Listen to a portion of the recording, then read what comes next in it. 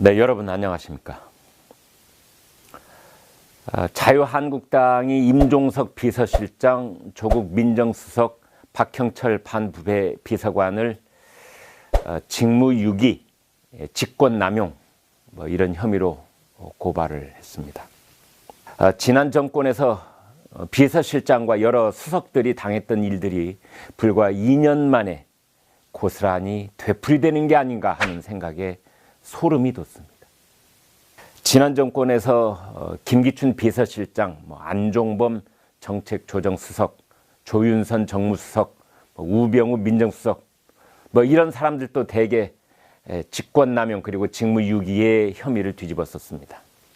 한국당은 청와대가 이강래 도로공사 사장 같은 정권 실세 비리 의혹을 묵살하는 것은 직무유기에 해당하고 민간인 사찰은 직권남용에 해당하기에 검찰에 고발한다고 밝혔습니다. 이 판박이 되풀이라고 해야 할지 데자뷰라고 해야 할지 아무튼 국민들은 신기하게 바라보고 있습니다. 이번 일이 사뭇 여러 갈래로 다소 복잡하게 진행되는 것 같습니다만 제가 오늘 이걸 콕 찍어서 좀 이렇게 갈래로 간단하게 정리를 해드리겠습니다. 먼저 이 김태우 리스트, 이거의 본질적인 성격이 무엇인가 이렇게 봐야 될 것 같습니다.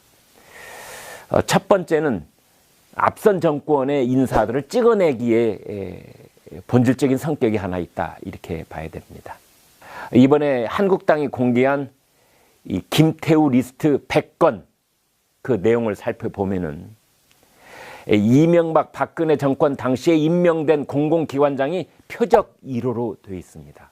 예를 들어서 한국금융연수원장 부적절 처신 동향 이런 제목의 문건이라든지 산업은행장 관련 비위 동향 내용을 놓고 보면은 이제 이렇습니다. 사실은 거기에 이 비위 감찰을 받았던 조영재 씨 평생을 금융맨으로 살아온 한국금융연수원장이었습니다. 그런데 지난 4월에 임기도 되지 않았는데 사표를 낼 수밖에 없게 됐죠. 뼛속까지 은행 사람인 산업은행장 이동걸 씨는 지난 8월에 임기와 관계없이 사표를 던지고 말았습니다. 이유는 단 하나처럼 보입니다. 박근혜 정부 때 임명된 사람들이다.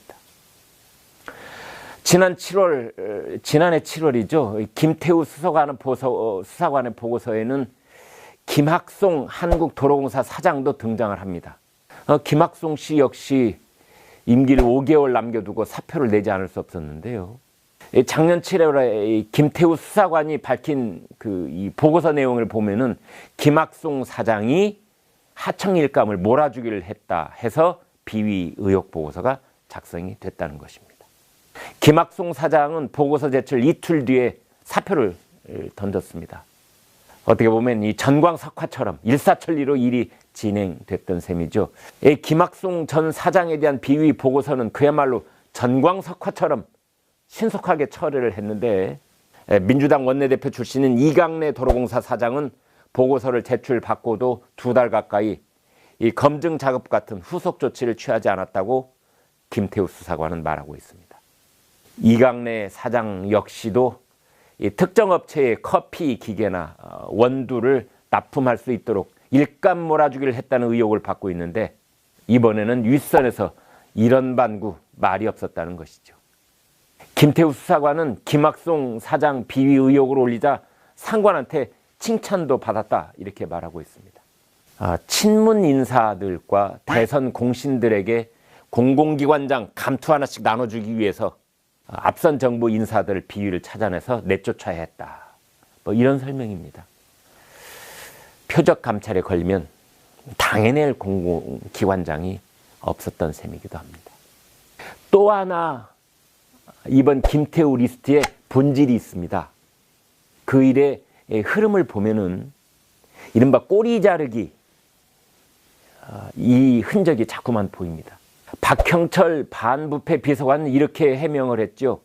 전성인 교수 문건, 방통위 주파수 경매 보고서 이 2건은 보고서를 받은 적도 없다. 또 다른 2건 코리아나 호텔 관련 뭐 한국당 대표 대선 자금권 이 두 건에 대해서는 김태우라는 사람이 이전 정부에서 민간 영역까지 다양한 첩보 수집을 하던 관행을 못 버리고 특감반장에 보고를 했다.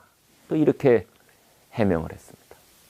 언론사 관련 건에 대해서는 언론 감찰의 소지가 있으니 작성하지 말라고 해서 이인걸 특감반장이 폐기한 보고서다. 이렇게 해명을 했죠. 복잡해 보이십니까? 세 가지로 정리를 해드리겠습니다. 첫 번째, 보고서 받은 적 없다. 두 번째, 이전 정부의 관행이어서 하지 말라고 했다. 세 번째, 폐기했다. 그러니까 보고서 받은 적 없다. 이전 정부의 관행이 없다. 폐기했다.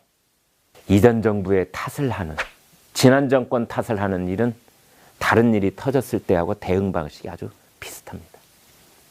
김태우 수사관은 이제 그렇지 않다고 반박을 하고 있죠. 텔레그램을 통해서 이미 사전 조정을 다 자기 상관들하고 했다는 거죠. 그래서 자기 혼자 독단적으로 개인적 일탈로 뭐 보고서를 만들었다, 이건 말이 안 된다, 이렇게 반박을 하고 있습니다. 업무 특성상 자기는 외근을 자주 해야 되는 그런 요원이었기 때문에 이제 텔레그램으로 먼저 상관한테 이런 거 내가 조사를 하고 있다 보내면 암묵적으로 그게 오케이, 일 계속 진행, 뭐 이런 식이었다고 지금 얘기를 하는 겁니다. 사전 조율이 우선 이루어지기 때문에 자의적인 보고서 작성은 아니다. 심지어 김태우 수사관이 물러날 때 이인걸 특감반장이 김태우 수사관을 불렀다는 거 아닙니까? 그러면서 했다는 말이 이런 말입니다. 나 너 좋아하는 거 알지? 살아서 돌아와라. 이렇게 말을 했다는 거죠. 이번 사태 꼬리 자르기 측면이 있다고 말씀을 드렸는데요. 여기가 김태우 수사관 있지 않습니까? 그 위가 이인걸 특감반장입니다. 그 위가 박형철 반부패 비서관, 그 위가 조국 민정수석, 그 위가 임종석 비서실장입니다. 이렇게 5단계가 있습니다.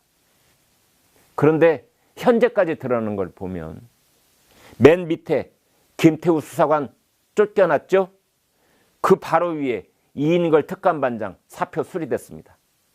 결국 5 중에 아래로 2만 꼬리 자르기를 한 셈입니다. 조국 수석은 문재인 정부 출범 사흘 만인 작년 5월이었죠. 그때 언론 인터뷰에서 정윤회 문건 사건 당시 청와대 민정실 조사가 잘못됐다면서 재조사를 하겠다, 이렇게 말한 적이 있습니다. 조 수석은 박정부 민정수석실이 정윤회 문건을 찌라시라고 묵살했던 잘못이 왜 벌어졌는지 파헤쳐서 바로잡겠다, 이런 거죠. 근데 지금 청와대는 자신들이 운영해온 특감반 활동 내용이 드러나자 미꾸라지의 일탈 행동이다, 뭐 이러면서 앞선 정부와 똑같은 행태를 보이고 있는 겁니다. 심지어 청와대 감찰 조직과 검찰을 동원해서 전 정권 사람들의 비위를 들춰내고 찍어내는 수법은 살아있는 정권의 가장 비열한 얼굴을 보는 것 같습니다. 정의로운 나라를 만들겠다는 문재인 정권이기에 더 실망스럽습니다. 누구한테 배웠는지는 몰라도 아무튼 놀라울 정도로 집요한 앞선 정권 인사 찍어내기, 그리고 너무 과도하게 일을 벌인 끝에 찾아오는 청와대 내부 고발과 감찰 보고서 파문, 그리고 이어지는 야당의 청와대 인사에 대한 직권남용 고발장, 이런 것들이 마치 되풀이 상영되는 영화를 보고 있는 것만 같습니다. 김광일의 입에 공감하시면 구독을 눌러주십시오. 고맙습니다.